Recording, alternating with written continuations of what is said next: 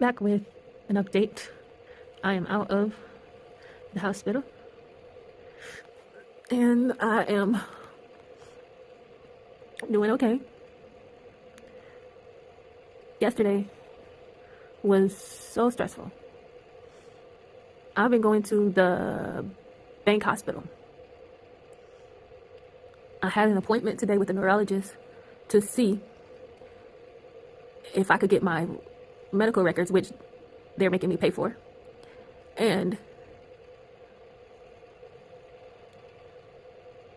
to see if the doctor could write me a letter declaring I am fit to fly on a plane so that I can go home to America to get further treatment and the proper care that I need. Because hospital at first was going to keep us until we pay. The issue with that was I showed them that money was coming to my account from donations. They were not trying to hear that. They kept asking when. So yesterday things got a little heated and we were trying to leave because the doctor said I could leave the day before that I could go home. They were not trying to let me go home. The nurse was like, oh, you can't leave because you didn't pay. So we ended up staying. Now, mind you, if we stayed, then that's another night that we're paying. And you have to pay for nurse's care. They make you pay for, calm down.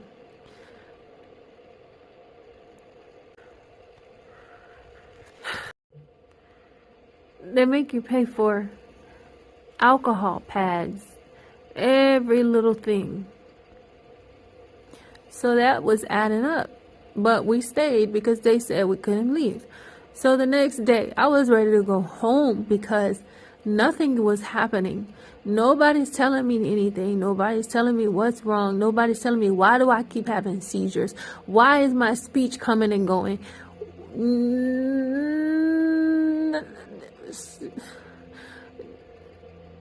Nobody's saying much of anything. So I asked the guy, the nurse, could he take the IV out my arm? He's like, oh, well, first he said, did you pay the bill? Didn't he say that? When I asked him to take that out my arm, he said, oh, did you settle the billing? What do that got to do with you taking something out of my arm? Let me show y'all my arm. Look at my arm. This is where they had the IV. I never had an IV put in my arm. Usually it's the inner elbow where they put it. So I'm like, can you take this out of my arm? Because it hurts. And I was ready to go. So he's like, oh, I'll be back. Hold on. I put myself under the stress that I was already under.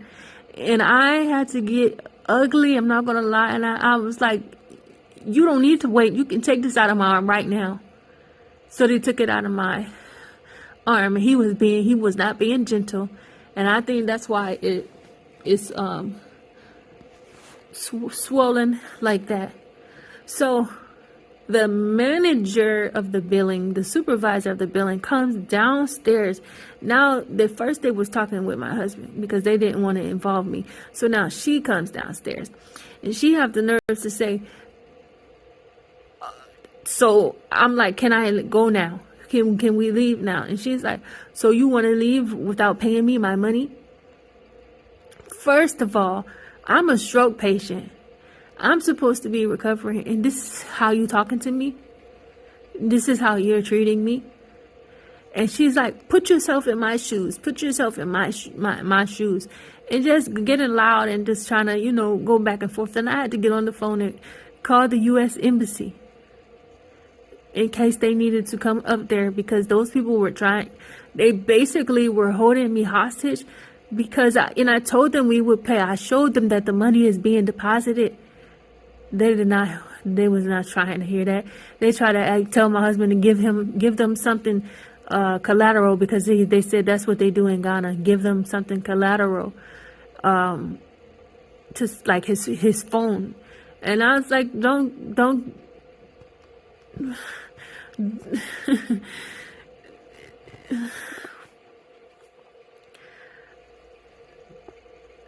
don't give them your phone. They're not gonna get your phone. And then the lady from the embassy was like, give me her name. So I asked, what's your name? And then as I was saying that, they were already in the process of letting us go. And this is today I had 4 seizures, I think. And as you can see now, it's working up to, I have no clue what's happening to me. Why it's on and off. The only thing I can pay attention to is that stress triggers it a lot. But I don't know what else, because I wasn't having seizures till I went to the hospital. And this is at the bank hospital. And I understand Ghana is a cash and pay system, like, or whatever you call it, where they need to have money up front. But it breaks my heart to see them turn people away because they don't have money. I had an appointment I couldn't go to today because she's like, you can't be seen by the neurologist if you don't pay the bill, the outstanding bill. So it's just basically like y'all letting people die, basically. People who are really having emergencies. And unfortunately, it happens a lot, not just in Ghana, but in many parts of Africa and many parts of the world. This stuff is happening. This stuff is so wrong. So wrong.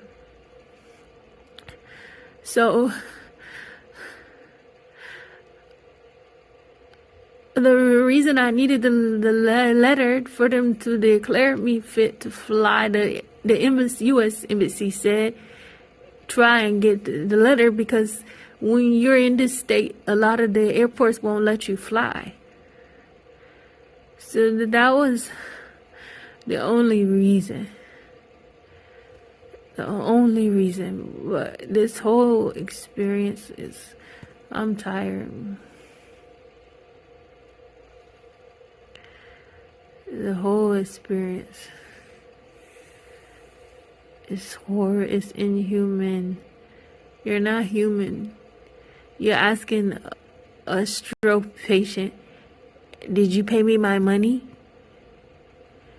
Yeah, in America, it's nice. In Africa, Ghanaians are not nice.